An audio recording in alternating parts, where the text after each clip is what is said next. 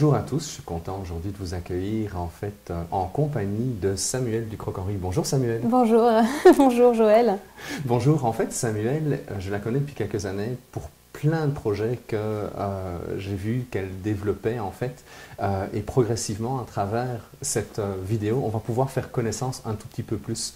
Alors commençons par le côté très sérieux de Samuel. Samuel, tu es professeur à l'université? Exact.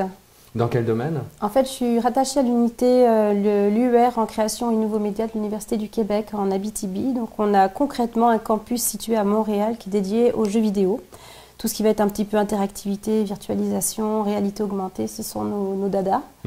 Et dans cette UR, j'ai eu à développer en fait plus l'aspect des jeux sérieux, donc des jeux vidéo qui aident à soigner ou encore à former les gens.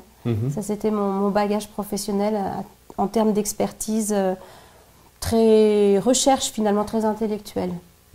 Voilà. Et après le côté sérieux, parlons du côté qui est agréable, joyeux, heureux, et en fait qui est une de nos passions respectives à toi et moi, c'est le domaine du cheval. Oui. Qu'est-ce qui t'a amené à l'équitation? Je dirais un réflexe totalement habituel et l'esprit de contrariété de l'enfant. J'avais, à l'âge de 4 ou 5 ans, été diagnostiquée en syndrome néphrétique, donc un problème au rein, j'ai qu'un seul rein. Et lorsque j'étais soignée à l'hôpital Necker à Paris, je me rappelle très bien des énoncés du médecin qui disaient si tu guéris, tu pourras faire du sport en fait. Et dans les sports qui m'étaient interdits, par curiosité, j'avais bien écouté, hein, comme on est quand on a 4 ou 5 ans, j'avais entendu que l'équitation ne m'était pas permise. Et il m'avait dit, si tu guéris, tu pourras peut-être monter des chevaux. Okay. Et je pense que quelque part, dans mon inconscient, ça s'est inscrit. Je me suis mis à porter beaucoup plus attention aux émissions télévisuelles à l'époque. J'avais vu une espèce de rétrospective de la piste aux étoiles, des rétrospectives de cirque à la télévision. Je regardais attentivement les films pour enfants. Et ça m'a toujours marqué de voir en fait la présence du cheval à l'écran me fascinait. Et quand je voyais l'espèce de côté resplendissant des écuyères au cirque, ça m'a beaucoup parlé. Et je pense que 1 + 1 dans ma tête d'enfant a fait que c'est devenu une espèce de but inconscient. Et un esprit survivor un petit peu. Et puis finalement, lorsque j'ai été sortie de tout ça à l'âge de 11 ans, j'ai vraiment mentionné le souhait de vouloir faire du cheval. Mais pendant toutes ces années-là, c'est devenu une espèce de cristallisation autour de l'animal. Donc c'était des posters dans ma chambre. Je suis une enfant de Paris. Je n'étais pas du tout dans ces univers-là.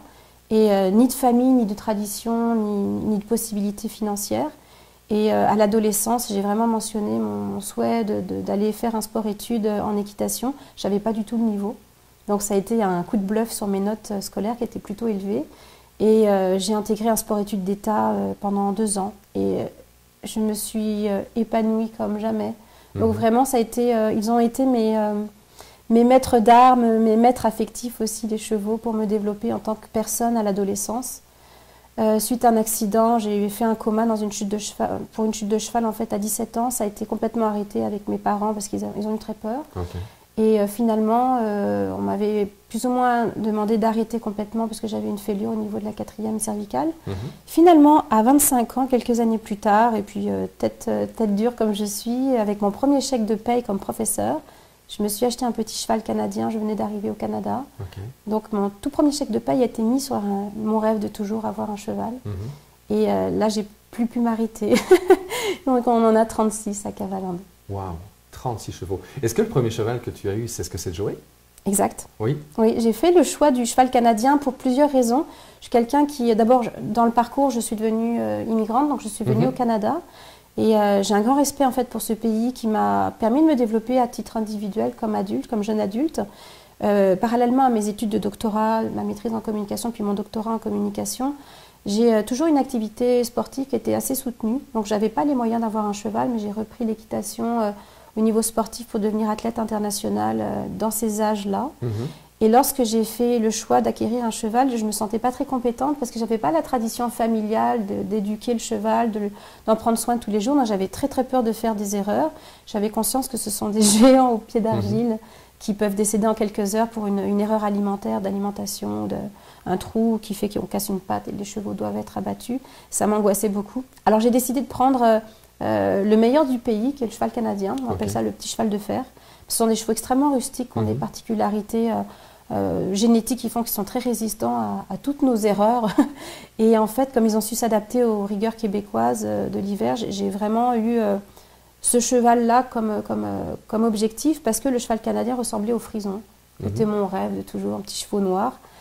Et donc ce petit cheval, c'est une jument que j'ai été chercher à Alma. Elle était extrêmement caractérielle et difficile d'approche. Et j'étais très loin de l'idéal, du fantasme de l'enfant qui galope sur le dos de son cheval dans le pré, les mains dans les blés, etc. Tout ce qu'on peut avoir quand on rêve de chevaux. Ça s'est conclu par un cheval qui me faisait la tête, qui ne s'approchait pas, qui me tournait les fesses, qui me mordait, qui m'a même ruée. Et là a commencé un formidable parcours initiatique à la rencontre de moi-même grâce à ce cheval. Et à ce moment-là, à quel moment en fait est arrivée l'idée de créer Cavalan, qui est en fait c'est un centre qui est pas très loin de là où j'habite. D'ailleurs, quand on cherchait un terrain, ma conjointe et moi, pour construire y habiter et y installer notre famille, j'avais vu justement cet espace-là, qui n'était pas encore à vendre et que toi tu as acheté quelques années après, en fait, et qui justement accueille aujourd'hui 36 chevaux, mais un paquet de choses autres qui sont intéressantes pour nous de découvrir. Tout à fait. Donc, on va revenir dans le temps, j'ai 4 ou 5 ans et je me souviens, je faisais beaucoup de dessins à l'hôpital. On n'a pas beaucoup d'activités, les enfants, on a quelques activités ludiques, mais comme j'étais plutôt solitaire et enfant unique, je dessinais beaucoup. Donc, j'avais toujours mes petits livres sur les chevaux parce que c'était vraiment devenu une obsession là, depuis cet âge-là. Je ne sais pas si je ne le portais pas en moi avant d'ailleurs, c'est pas très clair, mais ce que je sais, c'est que les chevaux ont toujours été inscrits à partir du moment où j'étais consciente de moi-même. Et je dessinais beaucoup et j'ai fait ça toute ma vie, dessiner et peindre des chevaux. Et à cette occasion-là, je dessinais souvent comme une espèce de vue d'esprit, là, des écuries avec des chandeliers, des lustres au plafond. Et je disais, oh, plus tard, je ferai un royaume du cheval et il y aura des écuries où il y aura des lustres au plafond, comme dans les grands palais. Et c'est devenu quelque chose que je portais en moi, un peu comme on vit avec un bagage qui est inné. Et lorsque j'ai fait l'acquisition de Cavalan, j'avais déjà verbalisé le projet Cavalan comme de définir un parc thématique dédié au cheval. Je voulais le faire au départ à Mascouche. Pour toutes sortes de considérations politiques, ça ne s'est pas fait.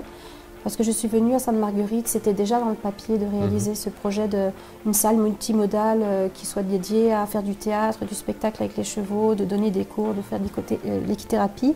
Et aussi au niveau du centre équestre, peut-être de développer des sentiers parmi les chevaux pour que les gens puissent pique-niquer parmi eux.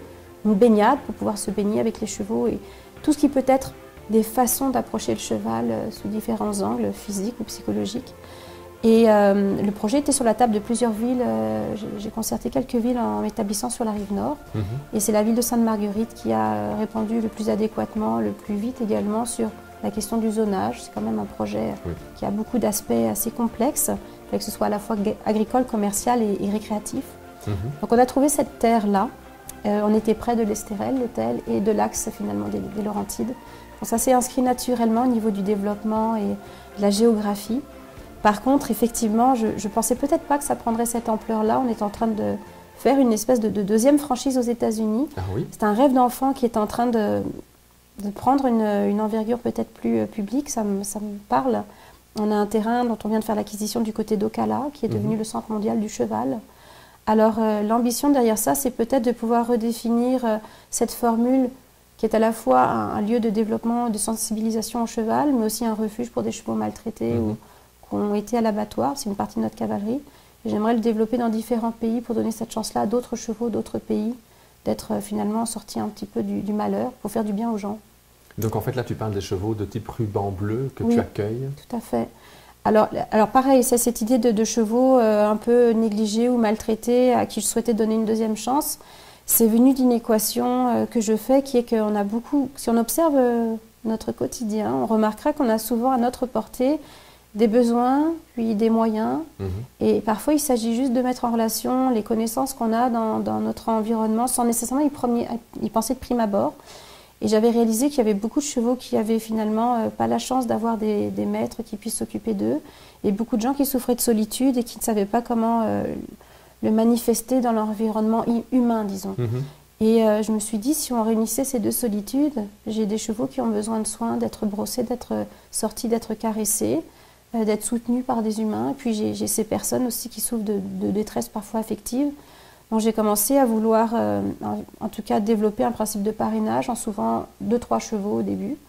Et puis, il y en a certains pour qui ça a été tellement salvateur. Je pense à une jument qui a récupéré 80 kilos alors qu'elle avait arrêté de manger. Elle se remettait à manger que lorsqu'on la brossait. Et avec le cas de Rosada, donc pour dire, dans son cas, elle a 31 ans maintenant, mais elle est aveugle. Ça fait 4 ou 5 ans qu'on a développé ce principe de mentorat. Ça l'a vraiment sorti d'affaire.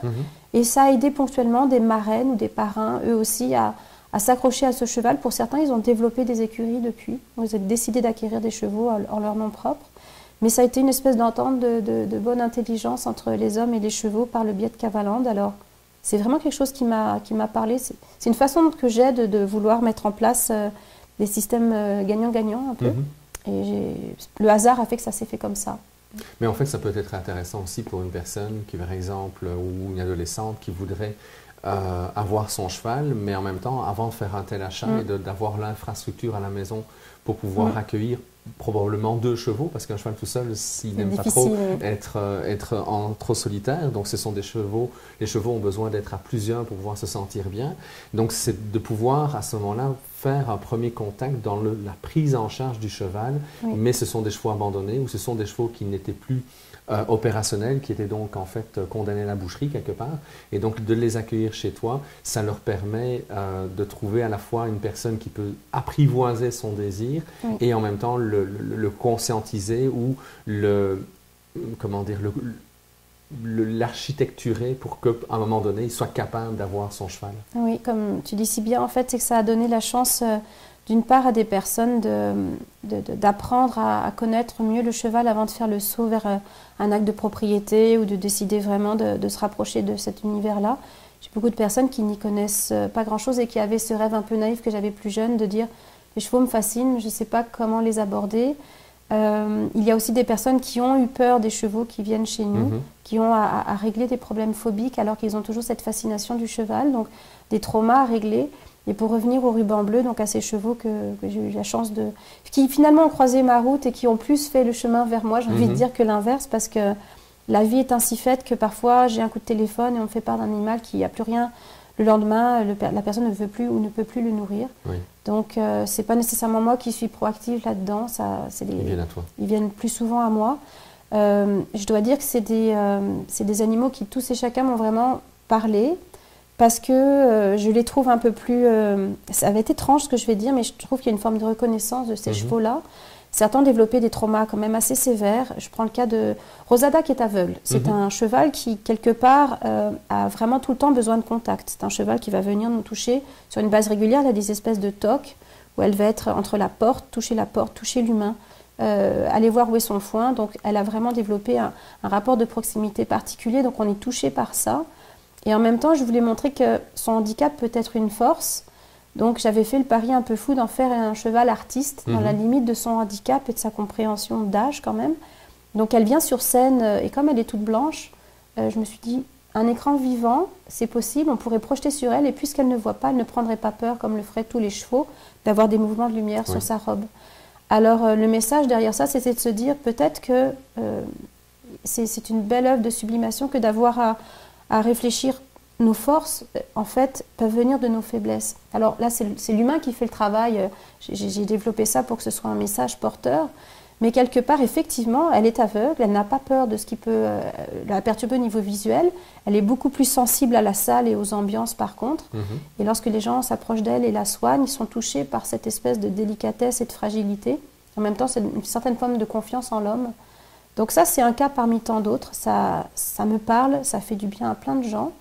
Ce n'est pas nécessairement le cas de tout le monde. Parfois, il y a des expériences qui sont moins heureuses avec les chevaux. Il y a des gens qui ont vraiment développé des traumatismes ou des angoisses qui sont tellement inscrits dans le corps que de dépasser le stade du tremblement ou du réflexe de protection, ça prend beaucoup de temps. Mais quand je les mets vis-à-vis de chevaux qui ont les mêmes réflexes, il se passe ce moment magique où l'effet miroir fait que tout à coup, l'homme se prend d'affection pour un cheval qui est en aussi mauvais état que lui, quelque part, au niveau psychologique ou parfois physique, et qui va se mettre à dépasser sa peur dans un intérêt de protection, finalement, d'aider le cheval. Alors ça, c'est vraiment le moment du transfert qui est le plus touchant, parce qu'on voit des habiletés, j'ai envie de dire, pas juste cognitives, mais vraiment affectives qui se développent. Et la personne fait un gros travail sur elle. Alors, c'est touchant chez des adultes, c'est encore plus merveilleux chez des enfants. Et puis tu parlais en fait des différents spectacles que vous faites. En fait, tu parlais tantôt de cheval artiste. Ma fille en fait monte chez Samuel depuis l'été de ses 8 ans en fait. Donc aujourd'hui elle en a 13 et elle participe d'ailleurs. Elle a commencé comme c'est ça, elle a commencé comme figurante. Maintenant elle est là comme cavalière en fait. Et c'est moi ce que j'aime beaucoup dans les spectacles de Samuel, c'est que tout se fait dans le respect de l'animal. Donc parfois pour arriver à une perfection dans le comportement du cheval, les responsables de spectacle sont obligés d'y aller de manière parfois un peu plus rude, en tout cas avec quelque chose avec lequel moi je suis pas très à l'aise. Par contre, ce que j'aime chez toi, c'est vraiment toute cette finesse dans le contact. Tu sais, si il y avait un livre que j'ai lu il y a une bonne vingtaine d'années qui s'appelait The Horse Whisperer, qui est l'homme qui murmurait aux oreilles des chevaux. C'est d'ailleurs un film que j'ai revu hier soir par plaisir. Ah, voilà. En fait, et quelque part, pour moi, l'image que j'ai de toi, c'est vraiment la femme qui murmure à l'oreille des chevaux et qui permet en fait justement ce contact dans tout un respect, tout en douceur en fait, autant dans le respect du cavalier et de ses forces et de ses défis que dans le respect du cheval où on préfère peut-être un geste un peu moins précis mais qui est d'une beauté parce qu'il est dans la pureté de ce que l'animal est capable de pouvoir faire. C'est un très beau témoignage, je le prends et je te remercie. Je ne suis pas aussi articulée pour juger de notre travail, on est toujours plus dur pour soi et l'équipe travaille très fort avec toutes les imperfections que notre philosophie impose. Pour donner un exemple, effectivement sur scène, si la performance n'a pas lieu, on va essayer de dépasser l'aspect technique pour aller renouer contact avec le cheval. Donc on ne va justement jamais utiliser de méthode rude, on est vraiment très attentif à ce que l'animal soit bien sur scène. Et en fait, combien de fois ça ne fonctionne pas et combien de fois on va rassurer le cheval et le caresser. On essaye par principe de recommencer. Parfois ça fonctionne et la salle est vraiment enjouée et soulevée par le fait qu'on a pris le temps. Les gens apprécient qu'on ne soit pas dans l'exigence mais dans la patience. Et les applaudissements n'en sont que meilleurs à prendre. Et parfois, ça ne fonctionne pas. Et on est tout aussi applaudis parce qu'on a su céder. On a lâché prise. Et tout le monde a été témoin de ça. Et peut-être que c'est un beau message aussi pour le milieu du show business que de se dire la performance, parfois, c'est aussi de savoir reconnaître qu'on ne peut pas. Pas à cet instant, pas à ce moment-là, pas dans ces circonstances-là. Et un autre spectacle l'offrira, tout simplement. Parce que quelque part, les animaux sont comme nous. Ils ont des bons, ils ont des mauvais jours. Quand en plus ils ont un bagage, un historique un peu pénible avec des humains ou avec des limitations comme l'obscurité, le bruit, des mouvements brusques, un geste d'une main qui s'élève, qui rappelle des chevaux qui ont été frappés, ils vont avoir des réflexes contre lesquels ils ne peuvent pas vraiment ils peuvent pas dépasser ça nécessairement dans l'instant. Alors ils saturent, et quand ils saturent, il faut savoir reconnaître que ça ne se fera pas, mais show must go on, on le fait en bonne intelligence et souvent on va prendre à partie la salle en reconnaissant que là, c'est la limite du cheval, on va le caresser et on va saluer tout simplement. Et puis c'est correct et c'est comme ça que nous, on veut vivre ces spectacles-là. Donc ça s'inscrit dans notre philosophie, c'est anti-productif, anti-productivité et j'ai envie de dire tout ce qui s'inscrit au niveau économique. On n'est pas là-dedans, donc on ne peut pas... Le maître mot chez nous, c'est qu'on n'exploitera pas le cheval, on veut vraiment aller vers quelque chose qui est de bonne intelligence et on souhaite aussi que ce soit un signal qui soit lancé. Il est possible d'avoir un lien qui prime sur la performance avec l'animal. C'est une nouvelle philosophie, c'est peut-être un renversement dans le milieu équestre en ce moment. C'est dur à s'implanter, mais il commence à y avoir plein d'initiatives de ce genre. Donc repenser cheval plutôt qu'équitation, c'est un gros changement de paradigme pour cet univers qui est quand même une industrie.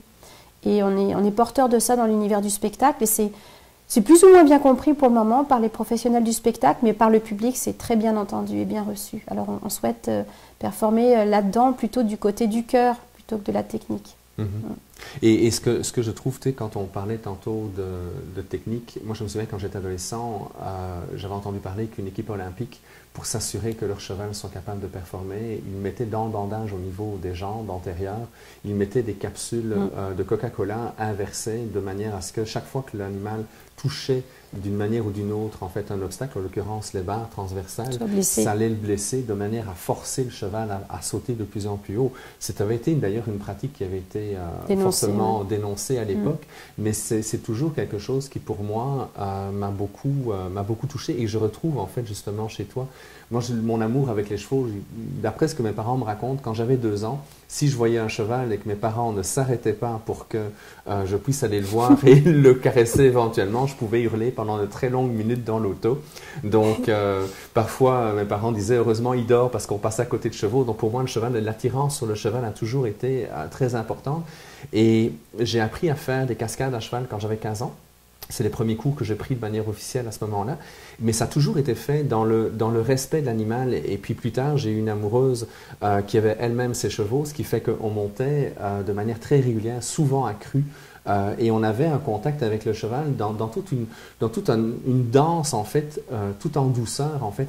Et pendant longtemps, depuis que je suis arrivé au Québec, ça fait déjà maintenant 25 ans, j'ai cherché justement un lieu dans lequel on pouvait retrouver ces valeurs-là. Et c'est là la découverte pour Samuel. Et quand Nora a eu besoin justement d'un support, j'en parlerai dans une autre vidéo, justement de pouvoir développer des habiletés à travers le contact avec le cheval, sans trop savoir si elle allait aimer ou pas. Donc c'est là que la rencontre avec toi s'est vraiment faite. Et quand je parlais de murmures au niveau de l'oreille du cheval, c'est vraiment l'image que j'ai de toi et je me souviens de t'avoir vu, de t'avoir observé dans le premier contact que Nora avait, où c'était ça en fait, et tu l'amenais en fait à décoder le comportement du cheval pour pouvoir comprendre qu'est-ce que le cheval était prêt à faire ou ne pas faire. Et quand on voit que c'est transposé au niveau du spectacle, c'est là que ça devient d'une pureté extraordinaire qui moi me touche beaucoup. Merci beaucoup. Je pense en fait que la façon... Ayant un doctorat en communication, j'ai eu à me poser la question, qu'est-ce que je fais exactement dans cette relation-là? Puis même en termes de chercheuse, j'avais à me demander, qu'est-ce que je peux apporter? Ce que je comprends en ce moment, c'est que j'agis peut-être parce que les chevaux m'ont mené la vidéo au début et que j'ai dû comprendre et décoder ce qu'ils avaient à manifester dans le comportement. J'ai compris qu'il y avait une forme de langage, d'une part. Il y a aussi un langage qui rencontre un autre langage, qui est l'homme et le cheval. Il y a beaucoup d'incompréhension et de quiproquos dans cette relation-là, ce qui est à l'origine de beaucoup d'accidents dans l'univers équestre de tous les jours, dans les centres équestres, et qui pourtant peut se résoudre assez facilement avec quelques éléments de base. Je me vois plus comme une interprète, en fait, des chevaux, pour aider finalement à faire passer les messages quand il y a une incompréhension entre le cheval et l'homme, et vice-versa, puisqu'on peut finalement constater que des chevaux qui sont traités de façon juste et respectueuse, dans le respect de leur hiérarchie, vont facilement adopter les humains dans leur horde, donc peuvent faire tout à fait une place finalement à l'homme dans leur environnement et dans leur statut hiérarchique, parce qu'ils fonctionnent en horde avec des hiérarchies. Et le tout, c'est de savoir quelle place le cheval donne à son maître dans sa vie et vice-versa. Et ce n'est pas tant des rapports de domination que de collaboration efficace. Parce que dans la hiérarchie, il faut comprendre que finalement, il y en a un qui a l'obligation de prendre soin de l'autre. Et si on comprend ça, on comprend qu'on n'est plus dans un rapport où il faut soumettre l'animal, mais peut-être finalement le protéger et l'emmener à développer le meilleur de lui. C'est un renversement qui n'est pas toujours bien saisi dans l'univers de l'équitation des centres équestres actuellement.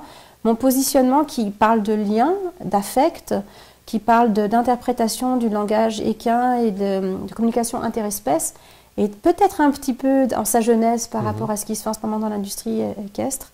Donc c'est sûr qu'on est un petit peu marginaux encore. C'est en train de se développer, il y a de plus en plus de thérapeutes aussi qui tiennent des discours comme ça, mais ça ne vient pas nécessairement des athlètes, ça ne vient pas nécessairement de l'industrie en tant que telle, où sont les sous. Des histoires d'horreur, il y en a tous les jours, et au plus haut niveau du côté du dressage ou du rulcure, on a des chevaux qui ont les sections ligamentaires de la nuque sectionnées pour que la tête soit bien mise en dressage, ils ne sont même plus capables de la relever, et c'est des pratiques encore courantes, c'est dommageable. Mais c'est décrié par un certain nombre de pays. Il y a des pays leaders comme la Suisse qui donnent le ton, qui obligent maintenant à ce que les transports animaliers soient stoppés toutes les 4 heures. Je pourrais donner des tas d'exemples comme ça qui font que... il y a Gandhi qui disait cette chose extraordinaire, on juge la valeur d'une civilisation et son avancement à la façon dont elle traite les animaux. Et c'est très juste. Donc je souhaiterais vraiment qu'au Canada, au Québec, on suive le mouvement de la Suisse. La France prend un peu le pas là-dessus. Mais il y a beaucoup à faire. Et en même temps... Le cheval est un tel miroir vis-à-vis de nous que c'est très gratifiant de voir un cheval qui est bien, qui vient vers nous de lui-même. Il n'y a rien de plus valorisant. Je dis souvent que ce sont des dauphins terrestres. Ils nous font du bien. Un cheval qui est libre dans un immense pré, qui arrive au galop vers vous parce que vous venez d'arriver, quoi de plus merveilleux? Finalement, c'est une autre espèce, c'est une proie qui accourt vers un prédateur. On est au contresens de la nature. On est vraiment dans un acte d'amour quelque part et de confiance. Donc... en termes d'individu, c'est de l'épanouissement pur. C'est ce que je souhaite aux gens quand ils passent la porte de Cavaland, de vivre ça. Oui, puis quand tantôt tu faisais le lien avec les dauphins, ce sont, avec le chien aussi probablement, c'est les 3 animaux qui vont sacrifier leur vie pour sauver l'être humain, pour sauver son maître ou son cavalier. Et ça ne veut pas dire qu'il ne peut pas y avoir d'accident qui peut y arriver, mais le cheval fera tout ce qu'il peut, quitte à se blesser, plutôt que de blesser en fait son maître ou son cavalier. Tout à fait. On a des tas de cas tous les jours. Parfois, on a des chutes malencontreuses. Alors, on n'a jamais des chutes graves. On a de la chance parce qu'on est assez attentif aux signes avant-coureurs quand un cheval a vraiment peur. Mais parfois, je vois quelqu'un qui va tomber. Si le cheval arrive ou un autre arrive derrière, il va tout faire, mais quitte à se casser une patte pour ne surtout pas toucher le corps de l'humain qui est au sol. C'est quand même des incompréhensions dans le règne animal. Ce n'est pas quelque chose qu'on verrait fréquemment. Et les chevaux font attention à ça. Quand on voit un cheval qui est extrêmement nerveux, qui fait tout à coup très attention au moindre geste parce qu'il y a un tout petit à côté de lui, il n'y a pas d'explication logique pour ça. Effectivement, seuls les chiens ou les dauphins vont avoir des attitudes aussi protectrices et de faire la part des choses. C'est une autre forme d'intelligence. C'en est certainement une. Elle est peut-être émotionnelle. Mais lorsqu'on fréquente ces animaux, du coup, on se met à raisonner un peu avec eux. Et je vais temporiser quelque chose que tu as dit qui était un très beau commentaire, mais en même temps, je ne suis pas sûre de l'avoir tout à fait mérité, mais je suis parfois peut-être un peu plus dure avec les humains qu'avec les chevaux. Je manque de cette patience-là parce que je constate au bout de 25 ans les fréquenter que je me mets à raisonner un peu avec le cheval. Oui. Et il y a parfois, je dirais, ça se traduit par un manque de patience et aussi par du stress exagéré dans le sens où je me rends compte que les chevaux sont des animaux très phobiques, ça je le savais. À force de les fréquenter, je me mets à développer une espèce d'hyper-angoisse de l'environnement. Il y a le drapeau ici, il y a du bruit là. Et je suis un peu moins attentive à mes compatriotes humains autour de moi qui éventuellement ont eu peur eux aussi parce que je préfère prévenir l'accident. Je vois que le cheval est déjà plus là. Donc c'est comme si mes sens se refermaient. J'entre en résonance avec le cheval, je vois qu'il devient très anxieux. Je vais d'abord régler l'aspect du cheval. Après, je vais revenir vers l'homme et on va débriefer. Mais ce n'est pas quelque chose que je faisais au départ. Okay. Je me demande si je suis pas en train de migrer vers l'autre espèce. Mais l'intérêt de ça, par contre, c'est que je deviens hyper attentive aux stimuli dans l'environnement. Et je me rends compte que finalement, c'est des habiletés sensorielles qui se développent quand on fréquente les chevaux. Et c'est quelque chose qui vient aussi avec une certaine forme d'intuition. Je suis beaucoup plus intuitive qu'avant. Et c'est peut-être un discours qui est étrange, ce que je dis, mais je constate que beaucoup de personnes qui travaillent avec les chevaux, y compris des thérapeutes, développe une forme d'intuition qui n'a pas encore son explication rationnelle scientifique. Et en tant que docteur, j'ai à me poser cette question, mais qui fait qu'on devient plus qu'intuitif. Je dirais qu'on a parfois un coup d'avance sur ce qui va arriver. Alors, je pense que ça vient d'une lecture répétée des postures de l'animal, de rapprochement avec l'humain, de voir que quelqu'un est stressé, le cheval le devient, une espèce d'émulsion qui se fait là-dedans et on peut prévoir un peu le coup. Mais ce que je fais, c'est que parfois, je vais vraiment calmer le jeu avec le cheval. Et assez vite, je vais quand même aller calmer le jeu avec l'humain en disant, là, le cheval est bien, mais toi, là, tu dois travailler ton angoisse parce que tu es en train de faire un écho et ça va provoquer l'accident. Donc, on est obligé de recentrer sur l'homme après, une fois que l'accident est évité. Parfois, j'ai juste à travailler avec l'humain et pas nécessairement avec le cheval. Parce que si la personne n'est pas juste dans son leadership ou pas juste dans sa façon de s'aimer elle-même, dans sa réaction un peu nerveuse, elle va transmettre ça à l'animal. Et on va vers un accident. Alors, il est là, c'est le transfert qui se fait en ce moment. Je ne peux pas traduire ça tout à fait à des grandes masses de foule comme on le fait en spectacle, mais peut-être que ça se passe à un autre niveau, un peu plus subtil. Et c'est ce dont je parle, c'est que je commence à me rendre compte que je développe des habiletés plus subtiles. Je n'arrive pas encore bien à rationaliser du côté de la recherche. Et en tant que chercheur, c'est ce qui me motive en ce moment. Je voudrais vraiment aller vers une relation, décrypter cette espèce de communication interespèce qui se met en place parce que finalement, les chevaux nous aident à devenir plus humains. Et c'est une énorme interrogation pour moi. Je veux comprendre comment ça fonctionne, ça. Parce que ça s'observe. Oui, tout à fait. Mais en fait, moi, j'ai plein d'idées parce que pendant que Samuel est en train de parler, moi, je vois comment fonctionne le système nerveux et il y a beaucoup d'expériences que j'ai faites. J'en parlerai dans une autre vidéo que je tournerai prochainement avec Samuel et qui va permettre justement d'explorer ce côté justement de l'intuition, de la lecture de l'émotivité ou de l'émotion de l'autre et cette danse qui peut s'établir parce que sur beaucoup d'éléments, quand tu parles du cheval, moi, automatiquement, j'ai les visions de comment l'enfant réagit dans beaucoup d'environnements qui sont de plus en plus surstimulants pour l'enfant.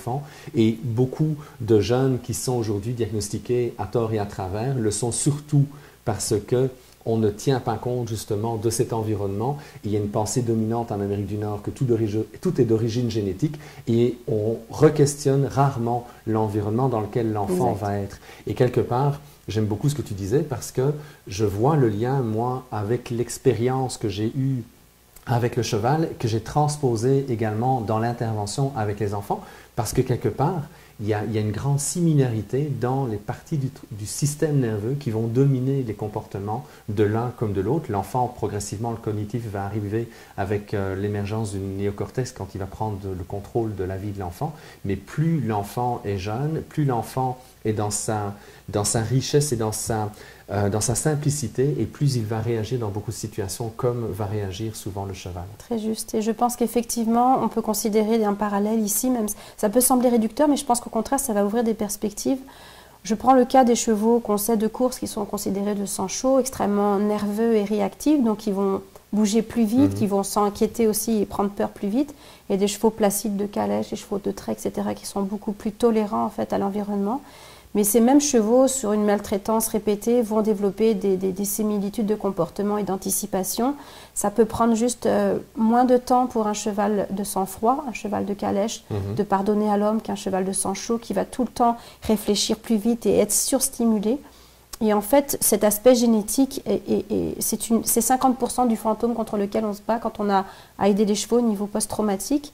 Mais le 50% restant, c'est la marge qu'on a de l'attacher à une jument, par exemple, pour un cheval qui a toujours souffert de solitude, de l'attacher à un autre cheval, finalement, pour qu'il se sente plus en sécurité, de l'attacher très vite à un humain également. Donc, on va se servir vraiment du côté affectif pour aller rechercher, finalement, la confiance. Et je pense qu'effectivement, les thérapies peuvent beaucoup aider dans ce sens-là. Il y a des parallèles évidents qui me frappent, là. Je pense aussi qu'effectivement, au niveau comportemental et de l'éducation, il y a une énorme part du problème également. Mais de ce côté-là, je dirais qu'en dedans d'un an ou deux, pour les chevaux, on est capable de défaire ce qui a été mal enseigné ou mal démontré. Du côté des enfants, je pense que j'ai constaté des miracles à voir des enfants fréquenter des animaux qui avaient justement ce type de comportement dans des délais inexplicables, à mon sens. Moi, j'observe au niveau de la communication, on est dans l'immédiateté, on observe, on tient finalement après, on fait des comptes rendus de ce qu'on a vu. On n'est pas nécessairement dans l'anticipation, on va être plutôt a posteriori. Mais ce que je constate, c'est qu'il y a des schémas qui se défont plus vite du côté justement des enfants que, bien sûr, les animaux n'ont pas cette compréhension, le côté un peu plus rationnel. Mais par contre, le transfert se fait tellement bien et tellement vite avec des gens qui voient un miroir d'eux-mêmes dans l'animal. Et finalement, le fait que l'animal soit démuni, ne puisse pas parler, ça le rend tellement soumis et exposé aux aléas humains. C'est ce qui va finalement toucher au niveau du cœur et aider finalement à l'empathie. Mais je pense aussi qu'il y a la noblesse et la beauté de l'animal qui vont transfigurer les hommes. Je pense les enfants ou les jeunes filles. Je prends le cas moi je suis une Amazone, je monte en Amazone. C'est ce qui m'a vraiment transfigurée plus jeune. En tant que jeune fille, j'avais du mal à m'assumer comme femme. Et tout à coup, je découvre cette discipline hautement féminine où on monte les deux jambes à gauche. On est en robe, on s'assume comme femme. Bien que ce soit parti au départ d'une réflexion très machiste dans les années, au XVIIe siècle, il s'agissait de protéger l'hymen des jeunes femmes. Il ne fallait pas qu'elles montent à califourchon, il fallait qu'elles montent avec les deux jambes sur le côté gauche. Mais cette discipline ancestrale nous oblige à assumer la féminité à cheval. Et je vois nos jeunes filles qui viennent en sport-études, ou en tout cas qui découvrent les chevaux, se retrouvent à assumer, mais de façon complètement, j'ai envie de dire, à la fois positive, sans les considérations d'hypersexualisation, sans tout le bagage un peu lourd de la civilisation en tant que femme, à juste se trouver transcendée par l'animal, valorisée comme jeune femme, un peu comme les déesses finalement. Et on flirte avec un archétype là. Et la monte en Amazone que j'enseigne, finalement, elle emmène les jeunes filles à vivre bien le fait que ce soit des femmes. Donc, dans ce cas-là, effectivement, il n'y a pas que le trauma, il y a la valorisation par l'animal et la valorisation mutuelle. L'animal qui tire profit de l'humain, qui l'aime bien. Et parce que la relation s'est bien passée ce jour-là, on va finir par une promenade en forêt. Donc, l'animal, quelque part, lui aussi, peut instrumentaliser l'homme en disant bah, « aujourd'hui, oui, effectivement, j'aimerais bien faire un tour, je me concentre et je m'applique à dépasser quelque chose. » Et la promenade en forêt dans un environnement naturel où les deux vont finalement un petit peu se faire du bien, c'est souvent le bonbon de nos chevaux. Alors on constate qu'au final, tout le monde y gagne à dépasser sa peur parce que quand l'animal commence à faire confiance, il sait qu'on va l'emmener vers des environnements, des situations où il est de plus en plus lui-même. Et je pense que c'est ce qui se passe avec les enfants, les personnes qui ont des difficultés. Mais écoute Samuel, je te remercie beaucoup. Ça me fait plaisir. Je vous remercie et puis on se retrouvera dans une autre vidéo. Au revoir Samuel. Merci beaucoup Joël. Au revoir.